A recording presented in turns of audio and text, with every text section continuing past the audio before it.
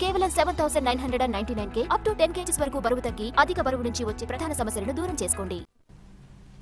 ఇటు ఇంద్రకీలాద్రిపై దుర్గమ్మ, అటు యనమల కుదురు శివయ్య, ఇలా కృష్ణా జిల్లాలోని ప్రధాన క్షేత్రాల్లో బయటపడుతున్న బాగోతాలు కలకలం రేపుతున్నాయి. పాపభీతి లేకుండా దేవుడి సన్నిధిలోనే దోపిడీ దందాకు తెరలేపుతున్నారు ఇంటి దొంగలు.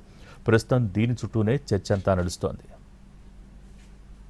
బెజవాడ ఇంద్రకీలాద్రిపై వెలిసిన కనకదుర్గమ్మ సన్నిధిలో ఇంటి దొంగల యవ్వారం అలజడి రేపింది. భక్తులు సమర్పించిన బంగారు కానుకల లెక్కింపులో అసలు బంగారాన్ని రోల్డ్ గోల్డ్గా చూపించి నొక్కేసే ప్రయత్నం జరిగిందన్న ఆరోపణలు కలకలం రేపుతున్నాయి.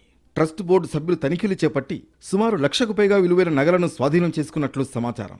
ఈ వ్యవహారంలో బంగారం తనిఖీ చేసే అప్రైజర్ షమీకి షోకాజ్ నోటీసులు జారీ చేశారు. అయితే ఇప్పటి వరకు పోలీసులకు సమాచారం ఇవ్వకపోవడం పలు అనుమానాలను రేకెత్తిస్తోంది. ట్రస్ట్ బోర్డు సభ్యులకు అనుమానం రావడంతో తనిఖీలు నిర్వహించగా సుమారు 1,25,000 రూపాయల విలువైన రోల్డ్ గోల్డ్ నగలను అప్రైజర్ షమీ వద్ద రెడ్ హ్యాండెడ్గా పట్టుకున్నట్లు సమాచారం. హుండీ లెక్కింపులో అసలు బంగారం స్థానంలో నకిలీ బంగారం పెట్టే ప్రయత్నం చేశాడని ఆరోపిస్తున్నారు. షమీపై గతంలో కూడా పలు ఆరోపణలు ఉన్నాయి.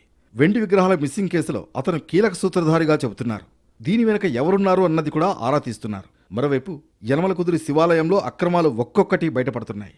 ఇప్పటికే ఆలయంలో జరిగిన అన్ని లావాదేవీలు, లీజులు, ఎన్ఓసీల నిర్ణయాలపై విచారణ చేపట్టగా పలు కీలక విషయాలు బయటకొస్తున్నాయి.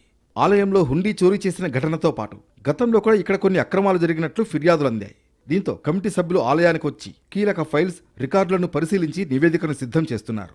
ఈవో భవానీతో పాటు గతంలో ఎక్కువ కాలం పనిచేసిన ఈవో గంగాధర్ గురించి కూడా కీలక సమాచారం సేకరించినట్లు తెలుస్తోంది. ప్రస్తుత హుండీల చోరీ ఘటనకు సంబంధించి ఈవో భవానీపై కేసు నమోదు కాగా 3 ఆలయ సిబ్బంది అరెస్ట్ అయ్యారు. భవానీ ప్రస్తుతం దీర్ఘకాలిక సెలవుపై ఉన్నారు. ఆమెపై కూడా వేటు వేయడానికి రంగం సిద్ధమవుతోంది. అలాగే గంగాధర్కు సంబంధించిన నిర్వాకాలపై ఒక నివేదికను ప్రత్యేకంగా సిద్ధం చేసి ఉన్నతాధికారులకు పంపిస్తున్నారు. వీటన్నింటినీ పరిశీలించాక వీరిద్దరిపై కఠిన చర్యలు తీసుకునే అవకాశం ఉంది.